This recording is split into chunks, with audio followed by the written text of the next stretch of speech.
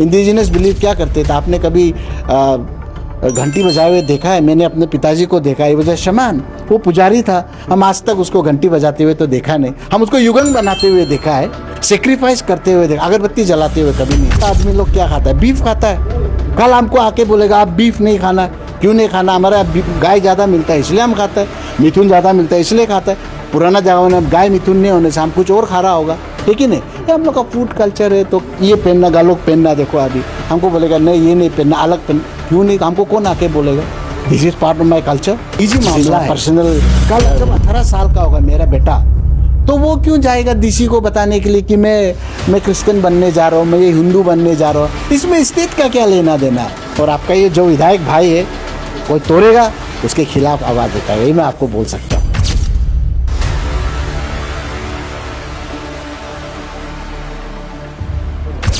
तो sir, being elected legislator, आपका ऊपर आप क्या कमेंट करना चाहेंगे?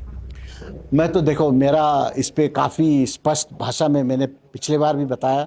मैंने हमारे असेंबली पे भी मैंने बोला था कि आफरा को ठंडे बस्ते में रहना देना चाहिए, कि अरुणाचल को आफरा का ज़रूरत नहीं है। हम खुश हैं। हम जैसे आज हमारे एक भाई साहब ने बताया कि we were happy as a society. You know, my father was a priest, I am a Christian now.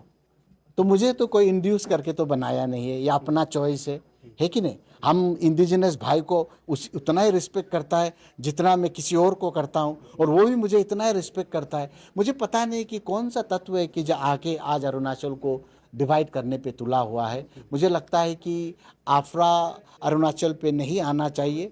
मैं तो पॉलिटिकल पार्टी से बिलोंग करता हूँ, और मेरा बहुत ही क्लियर एक मैसेज है। I am also the NCP का प्रेसिडेंट अजीत पवार का।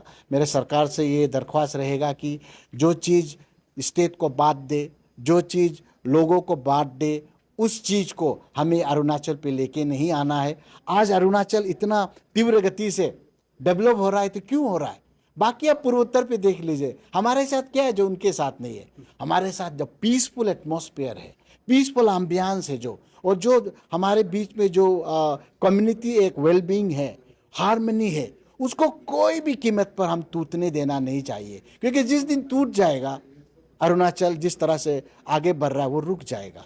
और मुझे लगता है कि अभी हमें अरुणाचल के ग्रोथ पे ध्यान देना चाहिए, भाईचारे पे ध्यान देना चाहिए, एक दूसरों को रिस्पेक्ट करना चाहिए। इसीलिए मेरा ये मानना है कि हम आफरा को अगर नहीं लाए तो बहुत बढ़िया रहेगा, ये मेरा मानना है।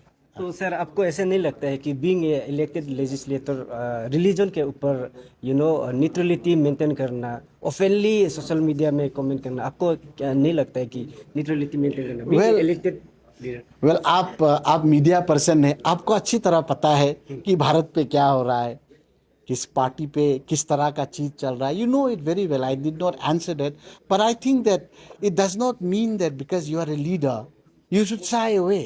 It is a burning topic in Arunachal. So a topic which might divide Arunachal. Just because I'm a leader, I'm a politician, does it mean that I should not speak on that? If I'm not speaking on that, then I am not representing my people. I don't only represent my constituency. I represent people of Arunachal Pradesh, the aspiration of Arunachal Pradesh, the idea of Arunachal Pradesh as a united state, as a united tribe, as a united community. तो मुझे लगता है कि अगर आप मुझे पूरे खुला से पूछे, मैं बोलेगा कि खान पान पे, पहनने पे, विश्वास पे कोई किसी का डिसीजन क्यों थोपे? I am nobody to tell my friend that you cannot be a bhakt of Shankar, you cannot be a Vishnu bhakt, और यू कैनॉट डू युगंग। और मैं नहीं कह सकता कि आप चर्च नहीं जा सकते। ये अपना अपना निजी मामला है। This is my personal choice. और मैं ये भी मानता हूँ, कल मेरा बच्चा जब 18 साल का हो जाएगा, see I am not imposing anything on him. He can be Donyi Polo, और he can be a real indigenous belief. Indigenous belief क्या करते थे? आपने कभी घंटी बजाए हुए देखा है? मैंने अपने पिताजी को देखा है, वजह शमान, वो पुजारी था। हम आज तक उसको घंटी बजाते हुए तो देखा नहीं। हम उसको युगंग बनाते हुए देखा है, सेक्रीफाइस करते हुए देखा, अगरबत्ती जलाते हुए कभी नहीं देखा। तो मैं तो बोलता हूँ कि हमारा जो निजी मामला है, कल जब 18 साल का होगा मेरा बेटा, तो वो क्यों जाएगा डीसी को बताने के लिए कि मैं क्रिश्चियन बनने जा रहा हूँ, मैं ये हिंदू बनने जा रहा हूँ? इसमें स्टेट का क्या लेना देना है? ये तो आपको, this has been given to you the freedom of religion. आप क्या बनना चाहता है, किस धर्म को अपनाना चाहता है, ये तो बिल्कुल, ये तो आपका पर्सनल चॉइस है ना। जैसा खाना हो गया, हम लोग का आदमी लोग क्या खाता है, बीफ खाता है। कल हमको आके बोलेगा आप बीफ नहीं खाना, क्यों नहीं खाना, हमारा गाय ज़्यादा मिलता है इसलिए हम खाता है, मिथुन ज़्यादा मिलता है इसलिए खाता है। पुराना जमाना में गाय मिथुन नहीं होने से हम कुछ और खा रहा होगा, ठीक ही नहीं। ये हम लोग का फूड कल्चर है। तो ये पहनना, गालों पहनना, देखो अभी हमको बोलेगा नहीं ये नहीं पहनना, अलग पहनना, क्यों नहीं, हमको कौन आके बोलेगा। This is part of my culture, this is my personal willingness. तो मुझे लगता है कि भारत सरकार को, अरुणाचल सरकार को रिलीजन पे, आप जैसे बोला है, जो पर्सनल फ्रीडम जो है उस पे बाधा नहीं डालना चाहिए। आप दोनी पोलो करना चाहता है, हम तो 100% सपोर्ट करेगा, आप कीजिए। आप युगंग बनाना चाहता है 100% आप कीजिए। आप मुस्लिम बनना चाहता है 100% बनिए। आप, मेरा बहुत दोस्त है जो शंकर भक्त है, अपना निशी भाई लोग है, यज्ञ करता है, तो मैं तो कभी उसके ऊपर हंसा नहीं यार, उसका पूरा बनता है, मैं साथ में जाता हूँ, उसका लड्डू खाता हूँ मैं, इसमें क्या गलत बात है। मैं चर्च जाना चाहता हूँ, आई बिलीव इन क्राइस्ट, मैं चर्च जाऊँगा। मेरे को कल कोई बोलेगा कि आप चर्च नहीं जा सकते, मुझे जेल पे ले जाए, I still go to church, that's my personal believe.